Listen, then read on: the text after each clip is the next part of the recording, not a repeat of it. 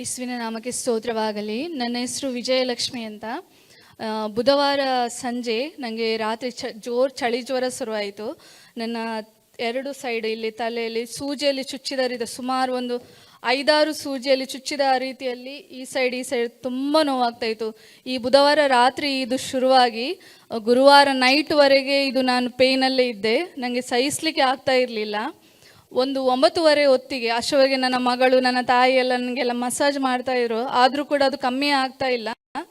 So 9:30 ಹೊತ್ತಿಗೆ pastor prayer ಮಾಡುವಾಗಲೇ ನನಗೆ ಚುಚ್ಚಿದ ಅನುಭವ ಕಂಪ್ಲೀಟಾಗಿ ಇಮಿಡಿಯೇಟಾಗಿ ಅದು ನನಗೆ ಹೋಯಿತು. ಮತ್ತೊಂದು ನನಗೆ ಬೆವರ್ಲಿಕ್ಕೆ ಸ್ಟಾರ್ಟ್ ಆಯಿತು. ಅಷ್ಟರವರೆಗೆ ನನಗೆ ತುಂಬ ಚಳಿ ಆಗ್ತಾಯಿತ್ತು. ನನಗೆ ಫುಲ್ ಬೆವರ್ಲಿಕ್ಕೆ ಸ್ಟಾರ್ಟ್ ಆದೆ. ನೆಕ್ಸ್ಟ್ ಬೆಳಿಗ್ಗೆ ಆಗುವಾಗ ಕಂಪ್ಲೀಟ್ ನನ್ನ ಜ್ವರ ಗುಣ ಆಗಿತ್ತು. ಮತ್ತು ನಾನು ಪಾಸ್ಟರ್ಗೆ ಹೇಳಿದ್ದೇನೆ, ಏನು ಬೇರೆ ಚೇಂಜಸ್ ನಾನು ಹೇಳಿಲ್ಲ. ಉಳ್ದದ್ದು ಹೇಳಿದೆ, ಜ್ವರ ಎಲ್ಲ ಗುಣ ಆಯಿತು, ಅದು ಚುಚ್ಚಿದ ಅನುಭವ ಎಲ್ಲ ಹೋಯಿತು ಅಂತ ನಾನು ಅವರಿಗೆ ಹೇಳಿದ್ದೆ. ಸೊ ಇನ್ನೊಂದು ನನಗೆ ಗುಣ ಆಗಿತ್ತು. ನಾನು ಆ್ಯಕ್ಚುಲಿ ಇದು 2 ತೊಡೆ ಕೂಡ ನನಗೆ ಜೋರು ನೋವಾಗ್ತಾಯಿತ್ತು. ಒಂದು 4 ಮಂತ್ಸಿಂದ ನೋವಿತ್ತು. ಪಾಸ್ಟರ್ ಸ್ವಲ್ಪ ಬ್ಯುಸಿ ಇದ್ದರು, ಅದಕ್ಕೆ ನಾನು ಅವ್ರ ಪ್ರೇಯರ್ ಮಾಡಿಸ್ಕೊಂಡಿರಲಿಲ್ಲ.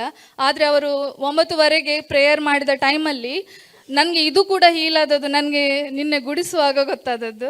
ಅದಕ್ಕೋಸ್ಕರ ದೇವರಿಗೆ ಸ್ತೋತ್ರ ಹೇಳ್ತೇನೆ.